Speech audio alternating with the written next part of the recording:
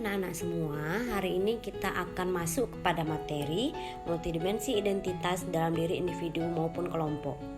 Nah, sebelum kita mengetahui apa itu multidimensi identitas, di sini Ibu akan memberikan beberapa gambar untuk kalian lihat. Nah, untuk gambar yang pertama itu adalah gambar tentara. Nah, ketika kita melihat gambar tentara, apa yang ada di pikiran kita? Coba satu-satu, apa yang ada di pikiran kita? Pastinya ketika kita melihat gambar tentara, yang terpikirkan oleh kita adalah seorang tentara itu pastinya dia gagah, berani, dan orang yang merupakan garda terdepan dalam keamanan Indonesia. Nah, selanjutnya gambar kedua yaitu ada gambar guru. Nah, ketika kita melihat guru, seorang guru, yang ada dalam pikiran kita adalah orang yang berpendidikan, orang yang mengajarkan ilmu, dan orang yang menjadi tauladan bagi siswanya. Nah, untuk gambar yang terakhir adalah gambar hakim. Ketika kita melihat hakim, yang kita pikirkan adalah hakim itu adalah orang yang memutuskan keadilan, orang yang tegas yang bisa menyelesaikan suatu permasalahan. Nah, setelah melihat 3 gambar tadi, maka bisa kita simpulkan bahwa multidimensi itu adalah berbagai sudut pandang atau cara dan ukuran dari identitas seseorang.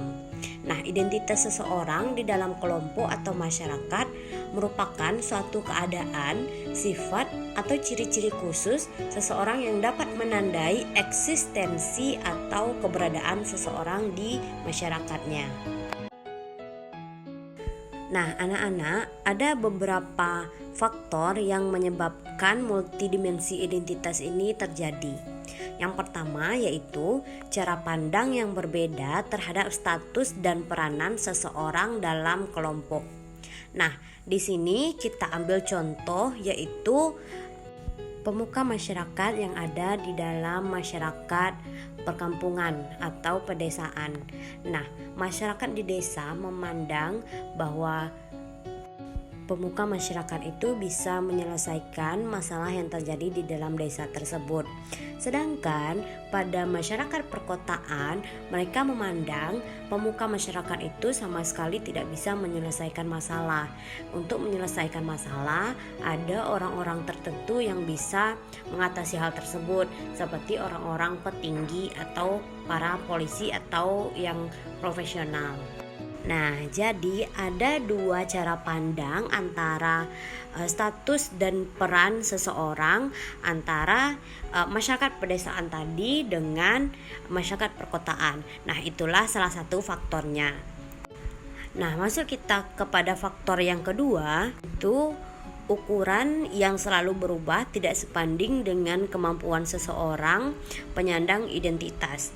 Nah, di sini kita ambil contoh yaitu dokter spesialis. Nah, dahulu kita ketika sakit itu kita hanya berobat kepada dokter umum. Tetapi sekarang dunia sudah berubah, sudah banyak ilmu yang berkembang sehingga dokter-dokter sekarang banyak yang dokter spesialis.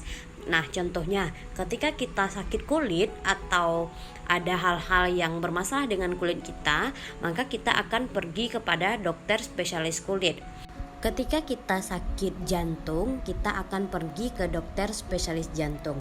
Nah, itulah contoh dari faktor yang ukuran yang selalu berubah, tidak sebanding dengan kemampuan seseorang penyandang identitas. Nah, kita lanjut kepada faktor yang ketiga, yaitu budaya masyarakat yang beragam dalam memandang identitas seseorang. Nah, di sini kita ambil contohnya yaitu di dalam budaya Minangkabau, yaitu mereka menganut sistem matrilineal, yang mana mereka memandang garis keturunan itu dari keturunan ibu.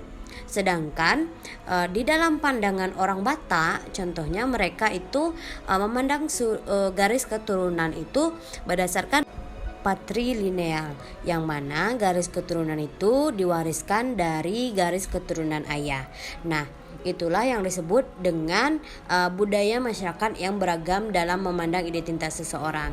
Nah, itulah faktor yang ketiga atau faktor yang terakhir di dalam multidimensi identitas ini.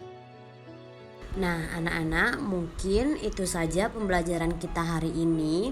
Nah, untuk lebih jelasnya silakan kerjakan pekerjaan rumah yang telah Ibu tugaskan untuk memperdalam pemahaman kalian kepada materi multidimensi identitas ini. Terima kasih. Assalamualaikum warahmatullahi wabarakatuh. Sampai jumpa pada pertemuan selanjutnya.